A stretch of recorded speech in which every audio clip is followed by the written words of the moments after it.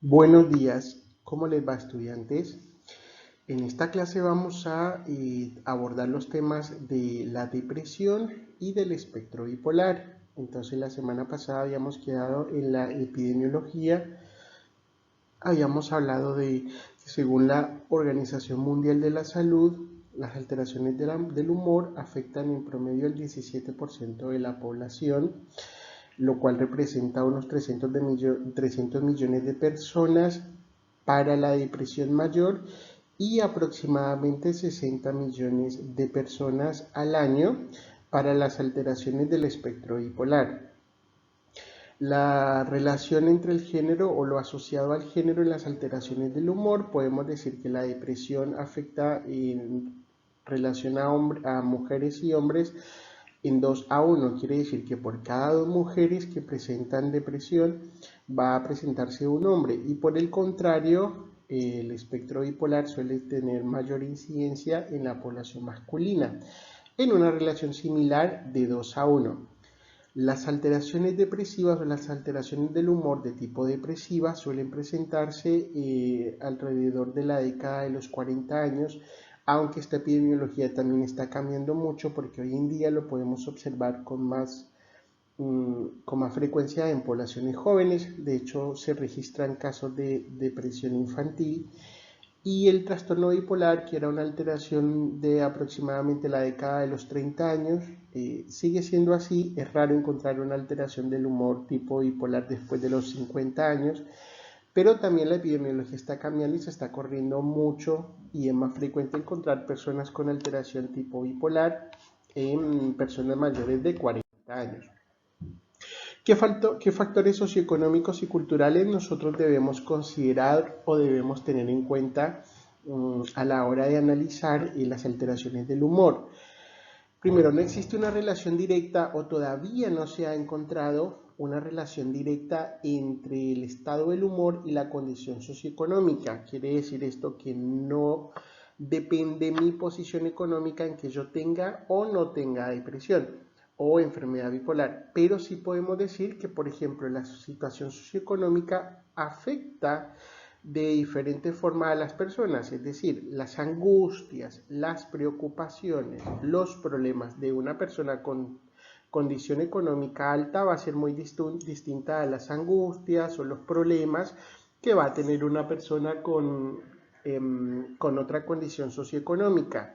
Es decir, las frustraciones, la manera en cómo se satisfacen las necesidades, es diferente dependiendo de la condición económica. No quiere decir esto que las personas que tengan más dinero no van a tener más problemas. No es así, simplemente los problemas son distintos y la forma de abordarse la situación también es distinta.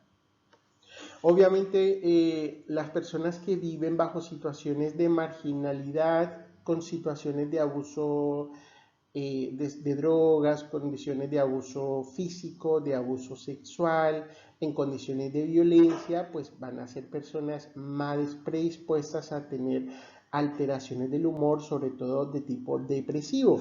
Imagínense ustedes, por ejemplo, un niño víctima de abuso sexual, adicionalmente el padre maltratador con su madre, en un contexto donde muchas personas consumen droga, adicionalmente es una condición vulnerable, abandonada por el Estado, la criminalidad reina, no existe el Estado como institución. Obviamente es una persona que está más predispuesta a tener alteraciones del tipo del humor.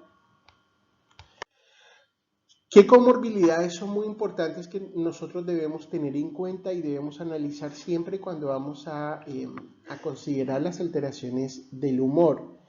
Primero, que hay enfermedades que se asocian demasiado o que se asocian bien marcadamente a alteraciones del humor tipo depresión. Por ejemplo, ¿como cuáles? Los trastornos de ansiedad, y sobre todo porque los trastornos de ansiedad representan una angustia marcada y muy grande y continua, lo cual puede conducir más fácil a desarrollar depresión.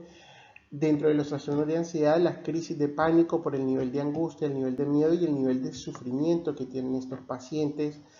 Los pacientes que tienen fobia social, obviamente si los exponemos a una situación de angustia, de miedo, esto hará que esa fobia crezca y adicionalmente que el paciente presente otros síntomas como los síntomas depresivos, los trastornos asociados al consumo de sustancia por el mismo efecto en sí de la sustancia que puede producir depresión y después por todas las consecuencias que vienen asociadas al consumo de sustancias, la criminalidad, la ilegalidad, las conductas antisociales, el abandono familiar, la disrupción familiar, todas esas situaciones predisponen a mayor riesgo de consumo, de depresión, perdón.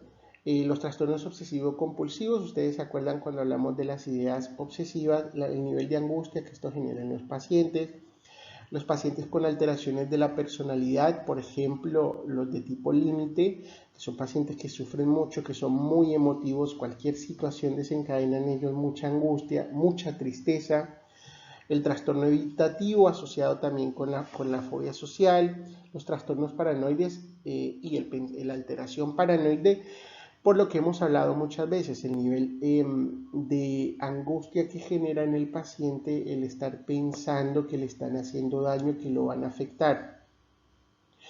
Todas las problemas o todas las situaciones asociadas a violencia intrafamiliar, maltrato, ya sea físico, ya sea psicológico, las alteraciones a nivel ambiental, es decir, el acoso laboral, en lugares donde no se reconocía la labor de la persona, la tarea de la persona. Adicionalmente hay un jefe que hostiga, que presiona, que desvaloriza al otro. El bullying, que hoy en día es tan marcado, muchas personas han dicho siempre que antes había bullying y que no pasaba nada. Eso no es verdad y es importante tenerlo muy en cuenta. Antes no se analizaba, pero no era que no se afectaba. Hoy en día sabemos el daño que eso hace y por eso estamos continuamente enfrentando ese problema para poder erradicarlo. Todas las alteraciones estresantes, es decir, el trastorno de estrés postraumático y el estrés agudo, son entidades clínicas que se asocian marcadamente con la depresión. Vamos a ver ahora un factor muy importante que es el etiológico. ¿Qué sabemos nosotros de la depresión, por ejemplo? Y debemos empezar, al igual que como hablamos con la psicosis, se sabe mucho de depresión a raíz de los descubrimientos que se han hecho con el uso de los medicamentos. Esto ha permitido escudriñar un poco algo que nosotros llamamos la base biológica de la depresión. Antiguamente uno escuchaba mucho el término depresión endógena y depresión exógena. ¿Esto qué quería decir? Se consideraba depresión endógena a cuando se pensaba que había una alteración, digamos, neuroendocrina, y exógena cuando pasaba algo, por ejemplo, una situación ambiental, una discusión, un fracaso, una pérdida, y eso se generaba una depresión, y a ese tipo de alteraciones se le llamaba depresión exógena. Hoy en día eso no es así, nosotros hablamos de depresión, sea ambiental o no sea ambiental, la fisiopatología es la misma, es decir, hay una alteración neuroendocrina de la función neuronal que produce esta alteración. Entonces la primera teoría que vamos a ver es la teoría monoaminérgica. Esta teoría lo que plantea es la alteración en los neurotransmisores monoaminérgicos, es decir, la serotonina, la dopamina y la noradrenalina. También es llamada de esta forma la teoría trimonoaminérgica, es decir, por las tres monoaminas que estamos hablando, y que en conjunto producen una alteración, es decir, que no es solo la presencia de una, sino que toda el déficit de los tres neurotransmisores monoaminérgicos van a producir la sintomatología depresiva. Recordemos entonces que la dopamina y la noradrenalina tienen su estructura química similar, las dos vienen del mismo aminoácido, sintetizadas de la misma manera, por eso el transportador es igual para los dos, la diferencia es la enzima que la hidroliza o no. Y por el contrario, una indolamina como la serotonina es diferente, que viene otro aminoácido que es el triptófano y que se va a sintetizar de otra manera, aunque todas son monoaminérgicas en la medida de que están asociadas a un anillo aromático similar. Ahora, del conocimiento de esta teoría trimonoaminérgica se ha podido deducir o se ha podido inferir la teoría del receptor monoaminérgico y la expresión génica. ¿Qué nos quiere decir esta teoría? Esta teoría lo que nos plantea o lo que nos expresa es que hay una regulación al alta de los receptores monoaminérgicos, es decir, cuando yo tengo poco neurotransmisor, por ejemplo dopamina, voy a producir un aumento en el receptor postsináptico de ese neurotransmisor. Entonces, el efecto real del déficit del neurotransmisor sería una regulación al alta de este receptor específico. Entonces, estamos hablando que por un lado tenemos el déficit del neurotransmisor y por otro lado un aumento en el receptor postsináptico de ese neurotransmisor y que en conjunto esta alteración estaría produciendo la disregulación de la función del neurotransmisor.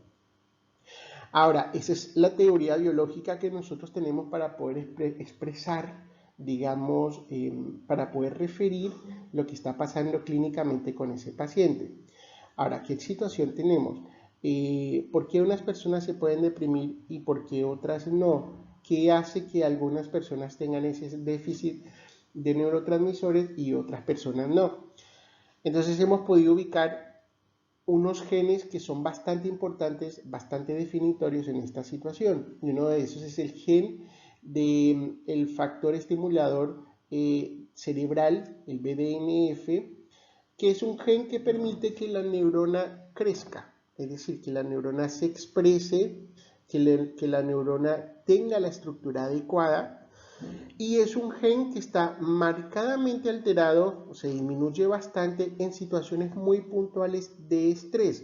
Es decir, si ustedes, por ejemplo, exponen a un niño a maltrato, a situaciones de desesperanza, a situaciones de no recompensa, es decir, para los niños es importante sentir, como ellos no se pueden cuidar, que hay alguien que los puede cuidar, que cuando ellos necesitan a alguien, esa persona puede acudir a su ayuda.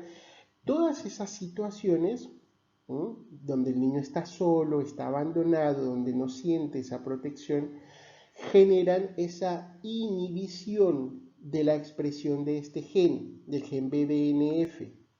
Al inhibirse esta expresión, estamos viendo que esa personita que se está formando no va a tener esa producción adecuada de neurotransmisores, por tanto va a tener la tendencia al alta del receptor postsináptico. Adicionalmente, esa neurona no se va a formar bien, no se va a desarrollar bien, no va a tener la estructura de conexión adecuada como las otras neuronas. Por tanto, influye de manera directa la forma en cómo se desarrollan los niños para que su red neuronal, su red de conexión neuronal sea adecuada. Esta es la teoría de natura versus nurtura, lo que quiere decir que una persona nace con una estructura que se puede desarrollar o se puede inhibir dependiendo de la situación ambiental de cada quien. Ahora, existe también una vulnerabilidad genética, es decir, hablamos de una predisposición, pero no funciona únicamente un gen, no es solo la presencia de un gen lo que va a hacer que una persona pueda desarrollar o no una alteración del humor. Es decir, es un conjunto de situaciones que se presentan para que los genes puedan ser o expresados o inhibidos, y en este proceso de expresión o de inhibición se pueda desarrollar una enfermedad como la depresión, por ejemplo. Hay un gen muy importante y localizado que es el gen codificador. Ya hablamos del gen del factor estimulador neuronal, el BDNF. Ahora hay otro gen que es muy importante y es el que codifica para el transportador de serotonina, o sea, una indolamina o una monoamina de tipo indolamina, que es el gen SERT. Este gen que nosotros tenemos obviamente cuando nacemos, va a permitir que nosotros tengamos un desarrollo adecuado o que se desarrolle adecuadamente una estructura muy importante que tiene que ver con el proceso de recompensa y de aprendizaje afectivo, que es la amígdala. La amígdala se ha podido estudiar una imagen que se llama, un estudio que se llama el estudio de la imagen. Ese estudio de la imagen, que se ha hecho tanto para pacientes psicóticos como para pacientes con alteraciones del humor, permite que las personas reaccionen adecuadamente o no, o reaccionen dependiendo de un tipo o no, a la presencia de una imagen de un rostro que genera miedo. Hay una respuesta adecuada o estándar, digamos, para las personas cuando ven la imagen, que deben reaccionar al miedo normal.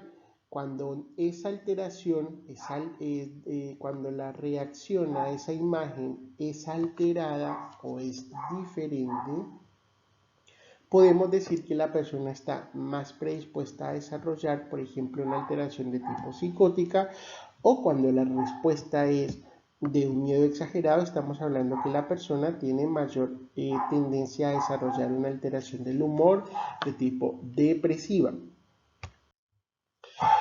Ahora, es importante que nosotros sepamos que existe un afecto positivo. El afecto positivo, es decir, es el entusiasmo que yo tengo en decir, a pesar de que las situaciones sean difíciles, yo me levanto, trabajo, le pongo onda a la vida, hago mis deberes, me esfuerzo por estar feliz y estar bien. A eso le llamamos efecto positivo. Y el afecto negativo es lo que nosotros consideramos el miedo, la sensación el sentimiento de culpa, la ansiedad, el enojo, la tendencia a estar solo.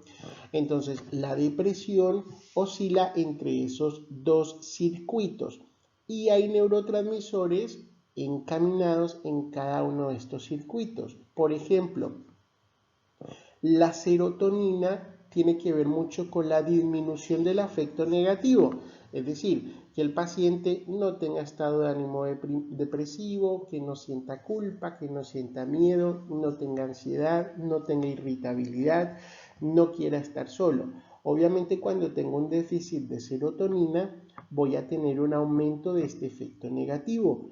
Por el contrario, el afecto positivo es el que me permite tener un estado de ánimo alegre, feliz, sentir goce, sentir placer, tener energía, sentirme seguro.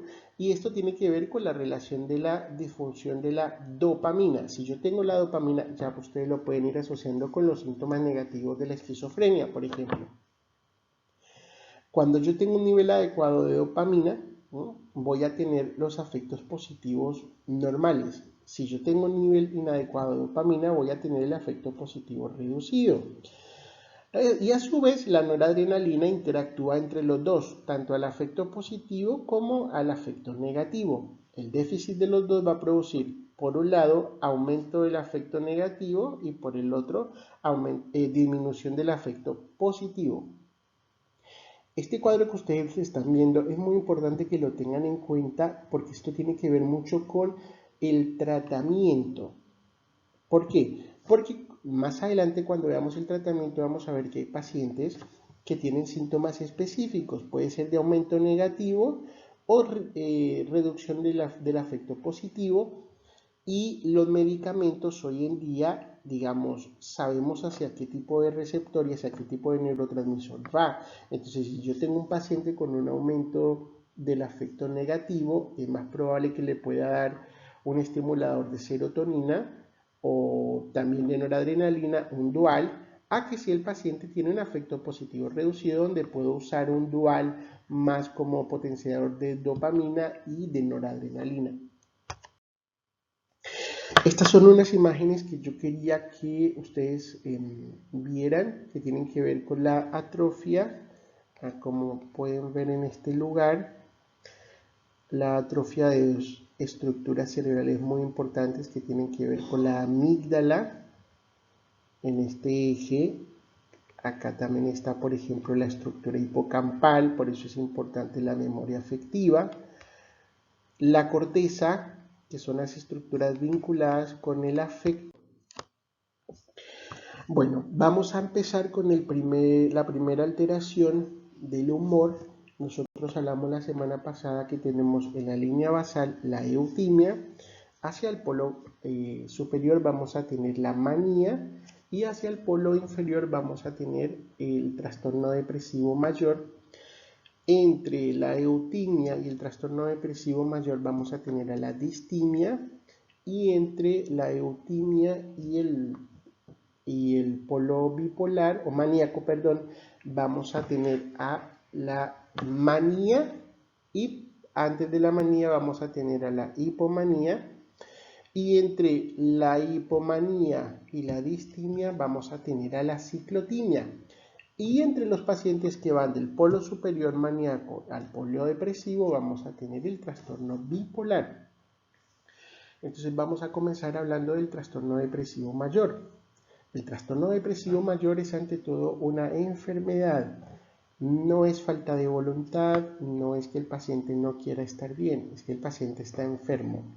Es una enfermedad del humor, es una enfermedad del ánimo, donde el paciente siente que su vida no tiene sentido, está desmotivado, el humor es triste continuamente, no tiene posibilidad o no siente, no puede experimentar placer, tiene pérdida o ausencia del interés por las cosas que normalmente hacía, siente continuamente culpa, tiene abulia, no puede sentir el goce, y adicionalmente, y es un factor importante, muy importante que ustedes puedan siempre indagarlo y tener en cuenta en el paciente, son los pensamientos continuos de muerte, que pueden ser incluso con un plan o programa suicida. O simplemente el paciente siente que, por ejemplo, es mejor... Toca la tarjeta buscar a continuación. El paciente puede sentir que es mejor morir, aunque no sienta que él se va a suicidar, piense que es mejor morir porque su sufrimiento es tal que no quiere estar experimentando lo que él tiene.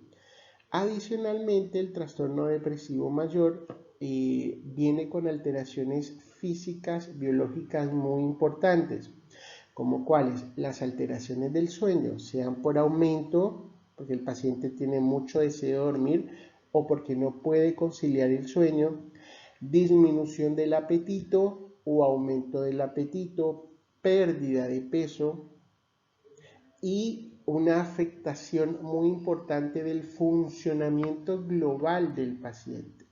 Es decir, que el paciente se ve afectado tanto en su desarrollo laboral, en su desarrollo académico, en su desarrollo profesional, como en el deseo de estar con otras personas, de compartir con su núcleo afectivo, porque el paciente no lo puede disfrutar, no siente un interés en tener este tipo de contactos o este tipo de desarrollos.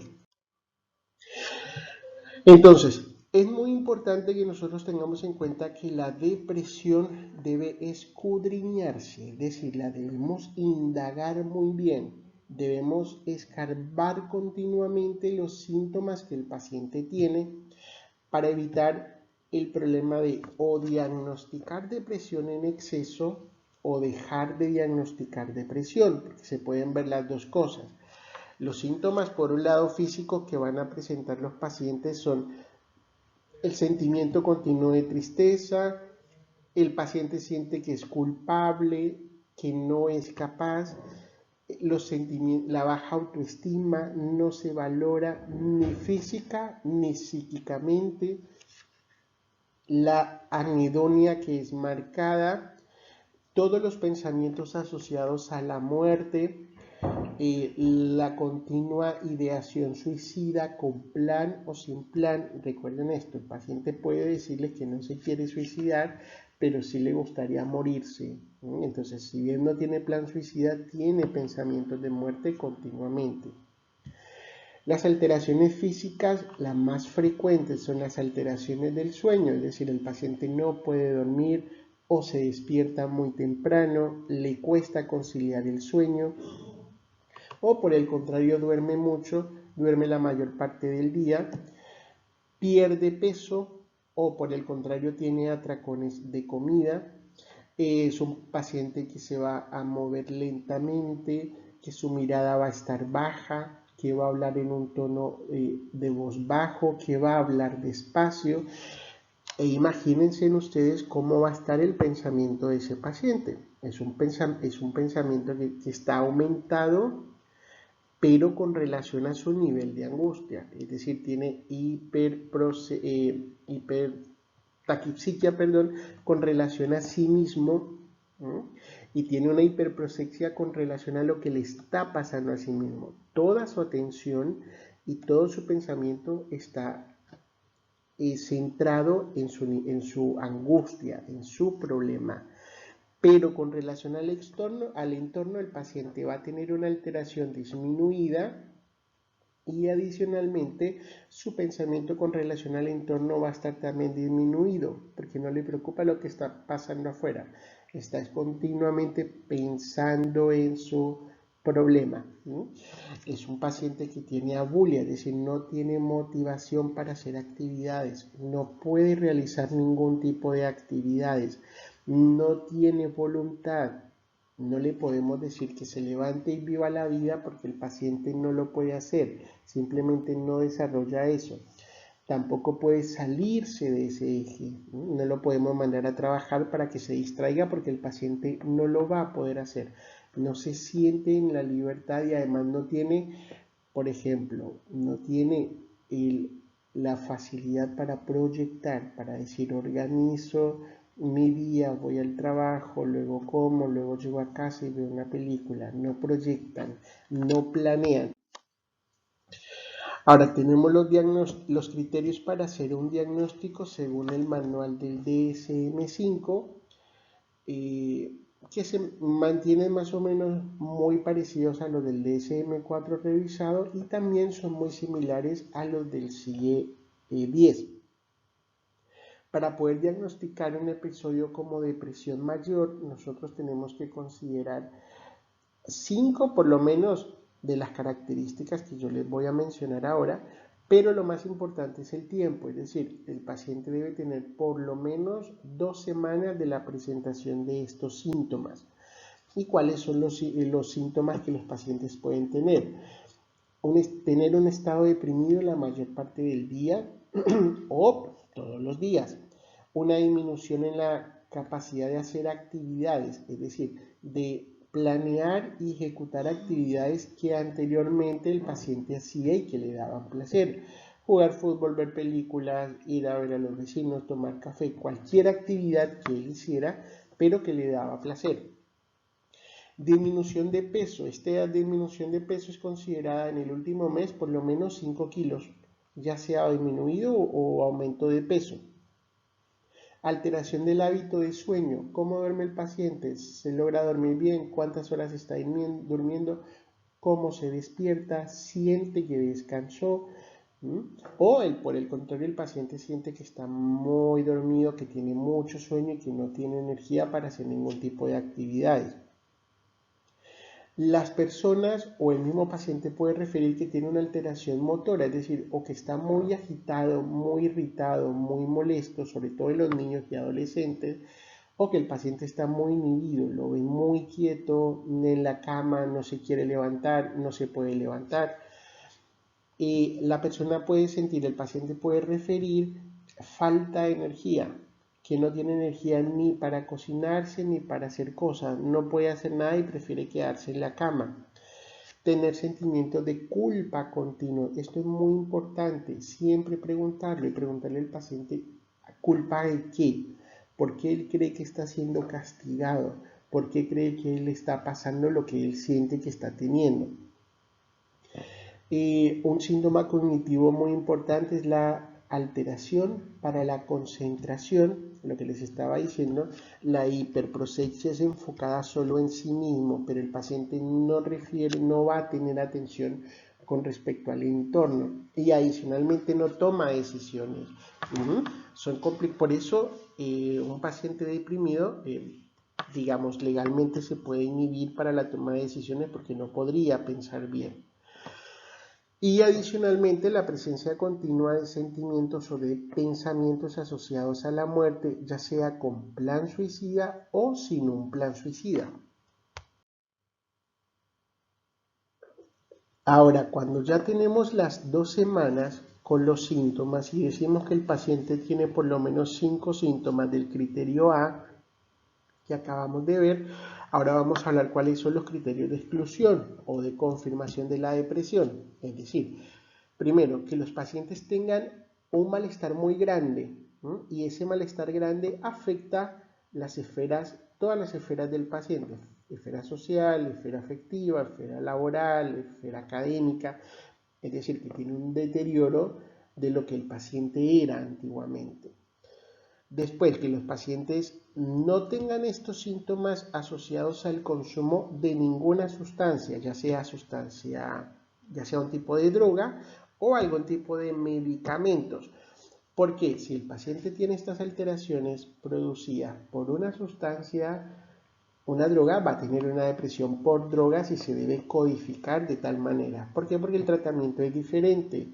Es enfocarnos a quitar la sustancia para que el paciente no tenga depresión.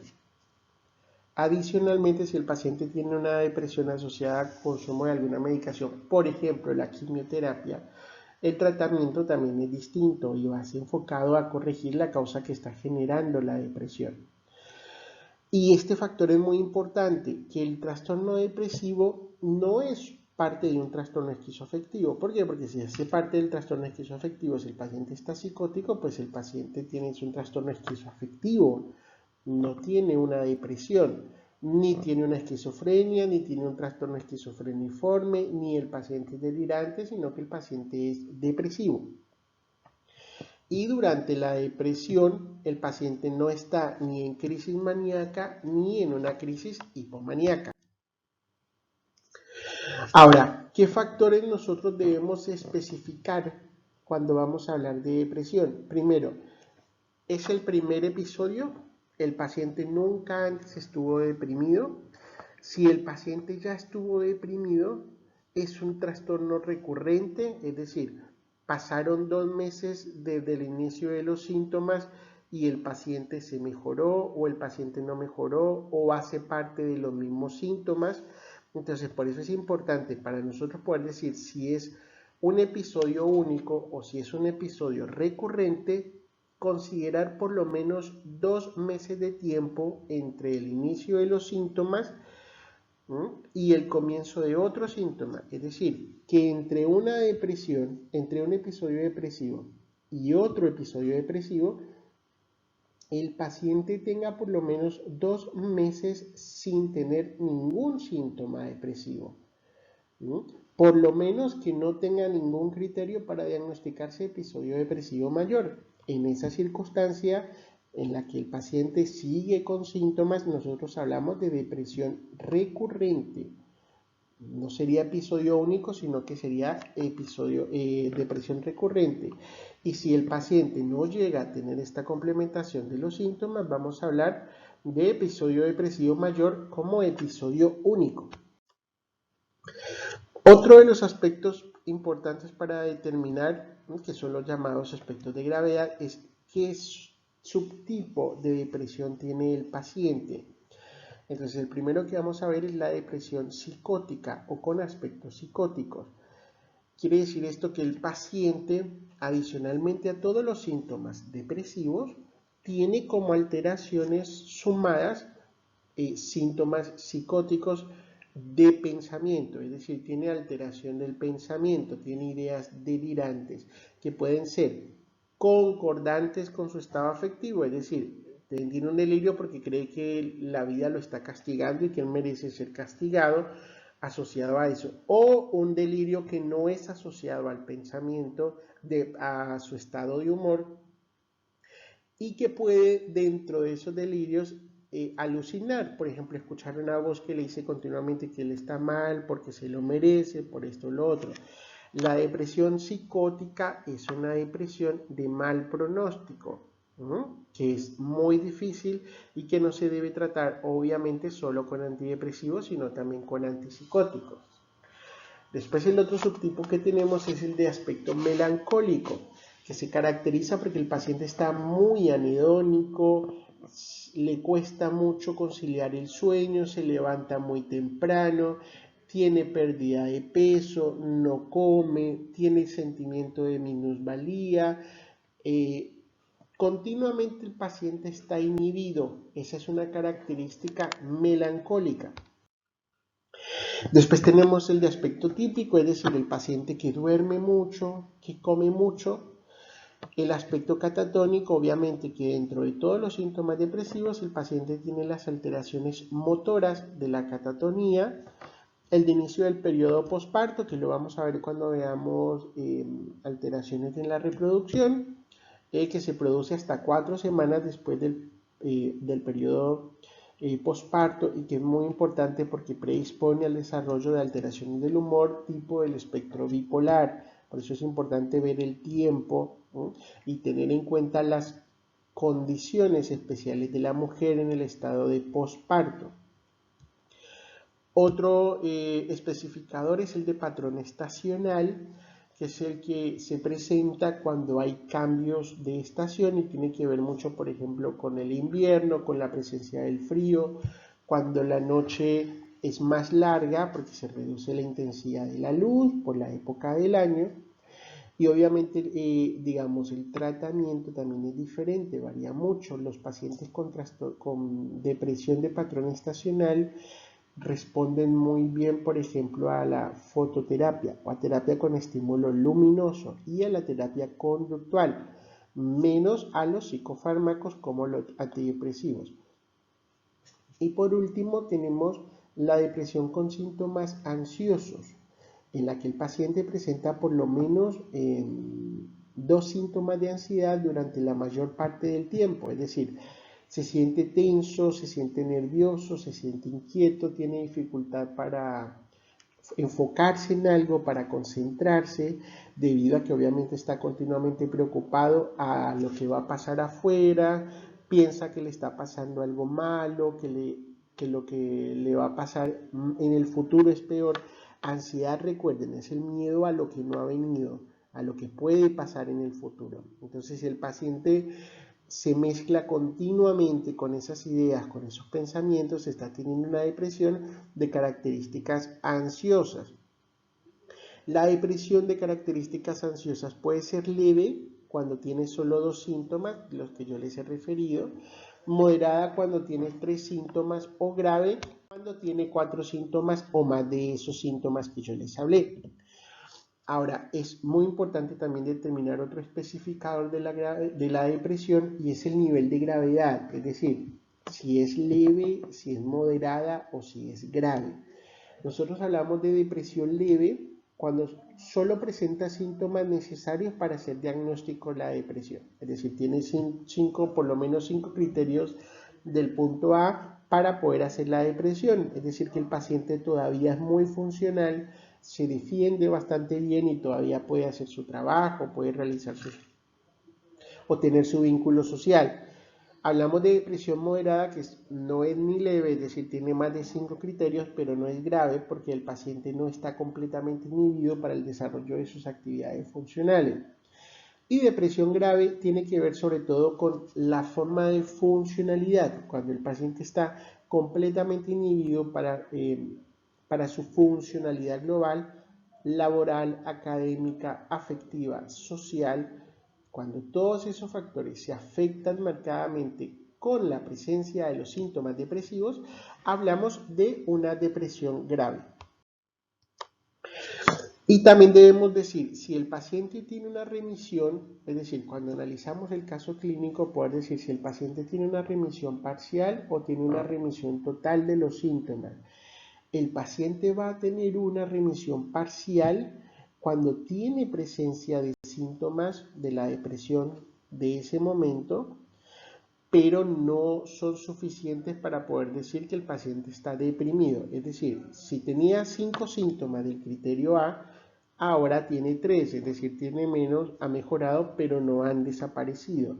Y remisión total es cuando durante los 2 meses posteriores el paciente no tiene ninguno de los síntomas que tenía anteriormente, es decir, se fueron todos y el paciente no tiene síntomas para poder diagnosticar o tener un criterio de depresión mayor. Bueno, ¿qué es la depresión persistente o lo que anteriormente y todavía se sigue llamando, pero cada vez con menos frecuencia, de distimia? El trastorno depresivo persistente o la distimia, recuerden que nosotros dijimos que está entre la eutimia, que es la línea horizontal, y el polo inferior, que sería el trastorno depresivo mayor. El trastorno depresivo persistente tiene características de depresión, es decir, el paciente tiene un humor deprimido, el paciente tiene dificultad para socializar, tiene dificultad para disfrutar, tiene dificultad para sentirse bien. La mayor parte del tiempo va a sentir estos síntomas, pero no tiene los criterios para hacer un diagnóstico de depresión mayor. Ahora, la distimia debe presentarse por lo menos durante 2 años, o en caso de que sea una depresión mayor que dure más de 2 años, también lo podemos diagnosticar como un episodio de distimia, en la que el paciente tiene alteraciones biológicas asociadas con el sueño, asociadas con la alimentación, siente falta de energía para poder movilizarse, para realizar actividades, para tomar decisiones. Son pacientes muy inhibidos, son pacientes que no se sociabilizan adecuadamente, son pacientes que tienen baja autoestima, que tienen desesperanza, y todos esos sentimientos y síntomas perduran en el tiempo por lo menos 2 años, o si el paciente mantiene los mismos síntomas de depresión en un periodo por lo menos de 2 años, vamos a hacer el diagnóstico de una distimia. Ahora ustedes dirán, ¿y por qué es importante diagnosticar una distimia si puede ser simplemente una depresión? También tiene que ver mucho con el pronóstico. Una distimia es mucho más difícil de manejar que un paciente deprimido. Probablemente vos ya estés tratando a un paciente con distimia y a pesar de que haces todo para que el paciente esté bien, con tratamientos adecuados y con psicoterapia, el paciente no mejora y entra en un estado de distimia. Bueno, en la próxima clase seguiremos hablando de los trastornos relacionados al espectro bipolar.